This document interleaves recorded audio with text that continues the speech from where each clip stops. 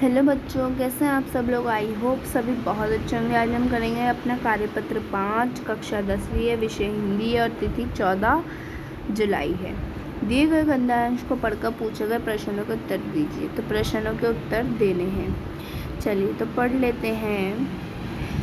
एक बार स्वामी विवेकानंद का एक शिष्य उनके पास आया और उसने पूछा, स्वामी जी, मैं आपकी तरह भारत की संस्कृति, दर्शन और रीति रिवाजों को प्रचार प्रसार करने के लिए अमेरिका जाना चाहता हूँ।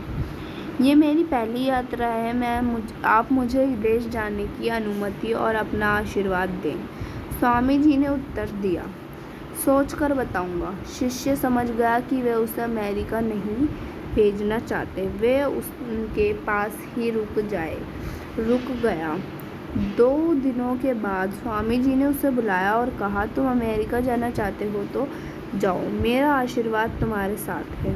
शिष्य ने बहुत विनम्रतापूर्वक स्वामी जी से 2 दिन बाद उत्तर देने का कारण पूछा।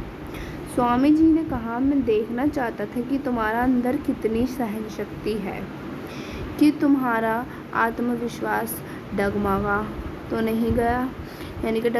नहीं रहा है, लेकिन तुम यहाँ रहकर निर्विकार भाव से मेरे आदेश की प्रतीक्षा कर रहे थे। न क्रोध किया, न जल्दबाजी की और न ही धैर्य खोया। जिसमें इतनी महान शक्ति, इतनी सहन शक्ति और गुरु के प्रति प्रेम भाव होगा, वह शिष्य कभी भटकेगा नहीं, यानी कि वो कभी गलत नहीं चलेगा।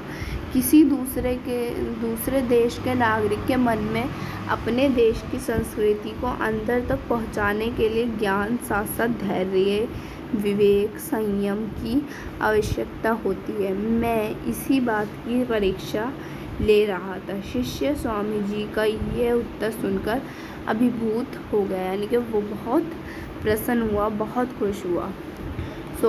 यहाँ पर हमसे क्वेश्चन पूछे हैं, स्वामी जी का शिष्य किस उद्देश्य से अमेरिका जाना चाहता था, उसका क्या उद्देश्य था।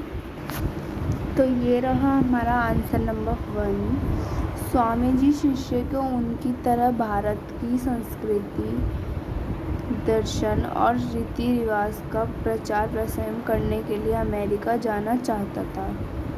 स्वामी जी का, यहाँ पर आप का ज़रूर लिखिएगा, स्वामी जी का शिष्य, ठीक है। ये हमारा फर्स्ट आंसर हो गया। अब हम देखते हैं अपना सेकंड आंसर। सेकंड क्वेश्चन में हमसे पूछा गया, स्वामी जी ने शिष्य को उसी समय उत्तर क्यों नहीं दिया।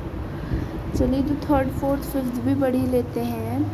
थर्ड में हमसे पूछा है, स्वामी जी के अनुसार किस प्रकार का शिष्य कभी नहीं भटकता। फोर्थ में कहा गया, इस गद्यांश से हमें किन गुणों को अपनाने की प्रेरणा मिलती है।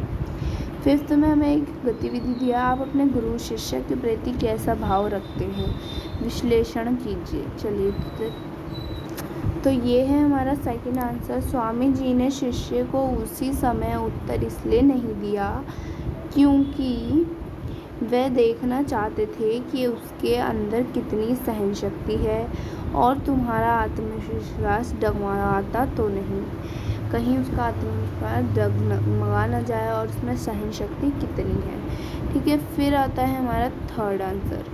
थर्ड में हमसे पूछा गया था, तो उसका जवाब है, जिस शिष्य में इतनी सहनशीलता हो और गुरु के प्रति प्रेम भाव हो, वो शिष्य कभी नहीं भटकता। कौन सा शिष्य कभी नहीं भटकता, जिसके लिए गुरु के प्रति प्रेम का भाव हो और सहनशीलता हो।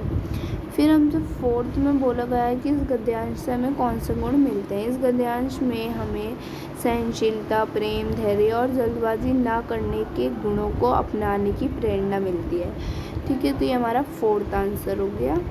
देन आता है फिफ्थ, हम अपने शिक्षक, गुरु के प्रति, शिक्षक या गुरु कोई भी एक भी लिख सकते हैं, के प्रति कैसा भाव रखते हैं, प्रेम का भाव रखते हैं और उनका सम्मान करते हैं, ठीक है।